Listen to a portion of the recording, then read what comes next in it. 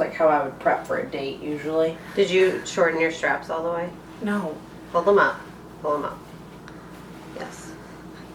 Good. That's That's what men want. Good. That's what men want. Okay, hi Court. Hi, I am Courtney Arnett. I am 33 years old. I don't look it.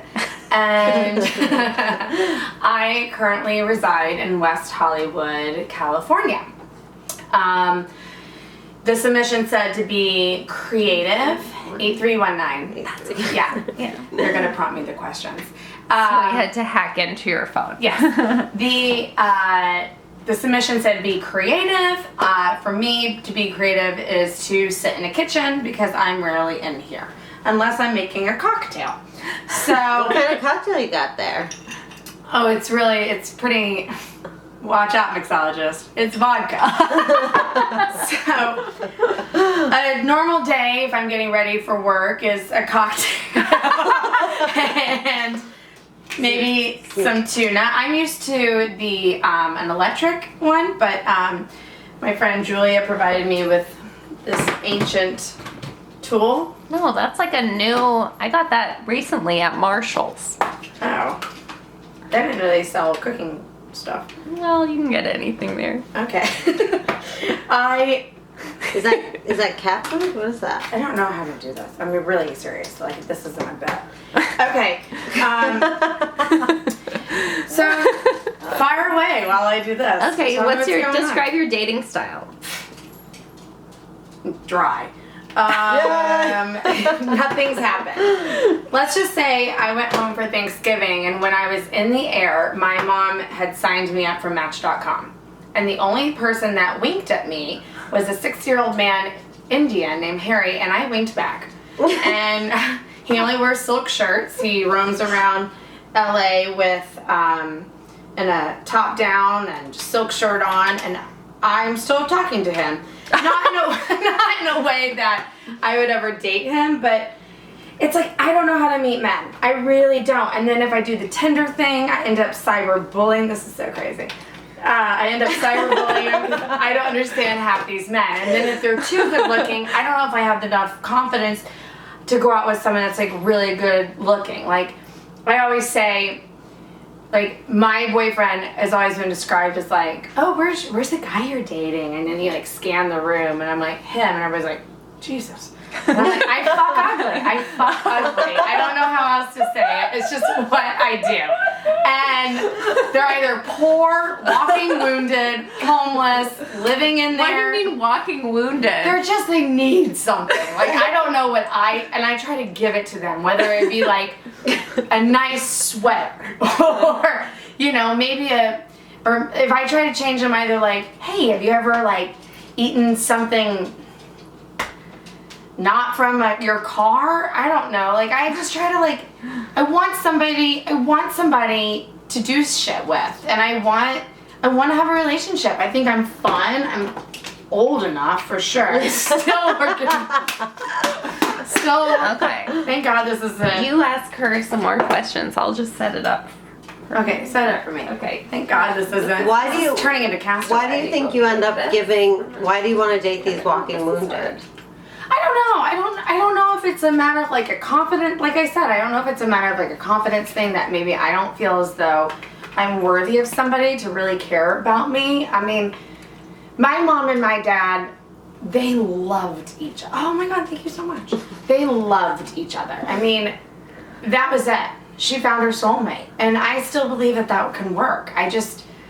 And I'm not saying like cut to 2 months from now and I'm crying in the back of a limo. I'm saying like I really believe that like it can happen, and I believe there's somebody out there. And I don't know, for whatever reason. I mean, like the last date I went on, he was 40 years old.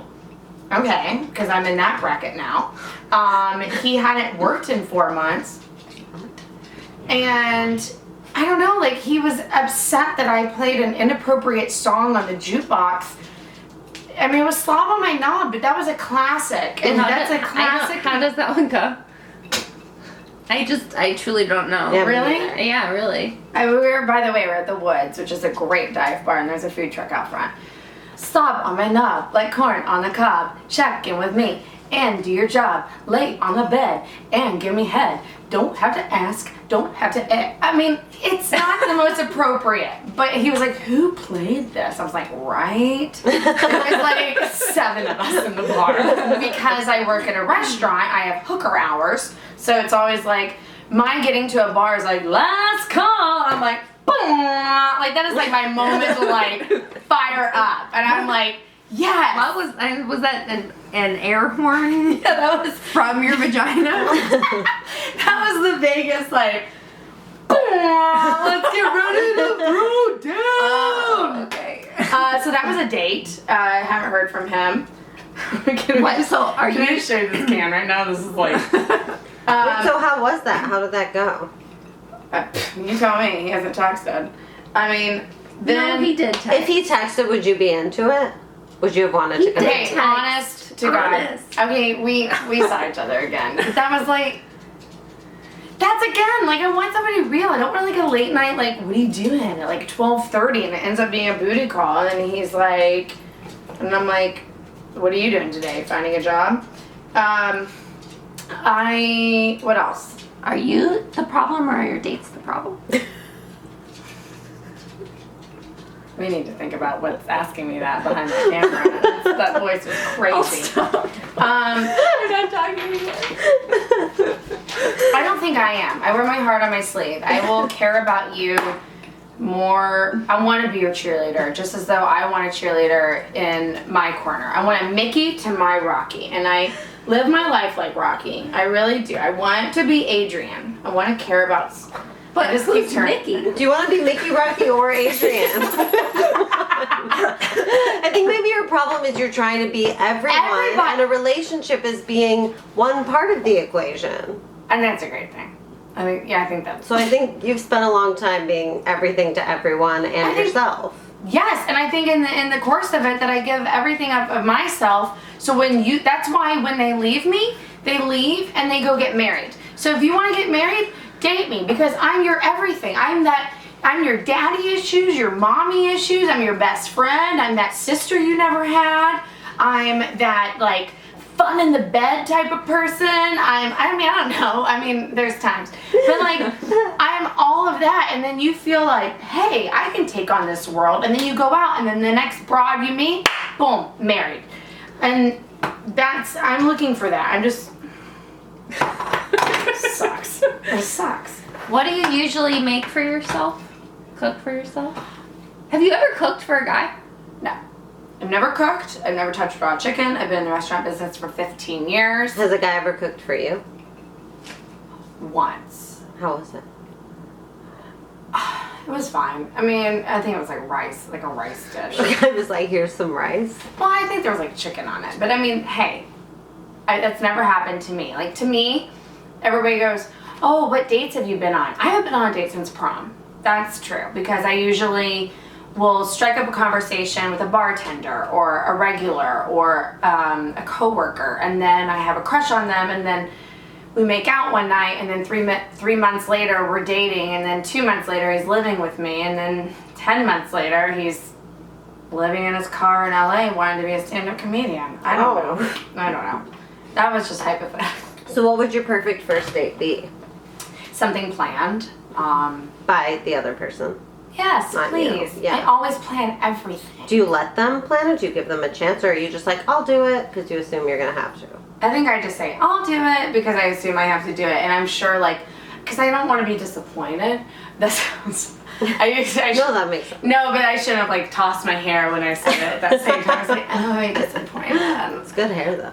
Thank you. Thank you. You get one thing. It's good. I would like to maybe I'd like to go to dinner. I love food. Obviously, you can tell by my lack of metabolism. Actually, I'm not good. Like, I look good. I'd like to go to dinner and then maybe to a show or listen to music or shit, you know what? Come over, cook me dinner. Yeah. Hell yeah. Open up a bottle of vodka or wine. It's fine. I can do wine. And let's I don't want to go with the whole like Netflix and chill, but like. I mean, you don't sound very high maintenance. Your perfect first date is just someone planning it and taking out. I'm not high maintenance. Yeah. I'm really not. I mean, there's things about me like I don't do my own laundry, but that's just because I live in like an apartment building and I know it lives on my floor. Mm-hmm. Like, I'm not gonna put my, like, unmentionable items in with that. Mm-mm. No, so I think it's a matter of that. Have I answered any of these questions? Yes, almost all of them. Oh, okay. Do you have anything? What Well, hasn't she answered? I don't. Thank you for tuning in. Thank you for watching this.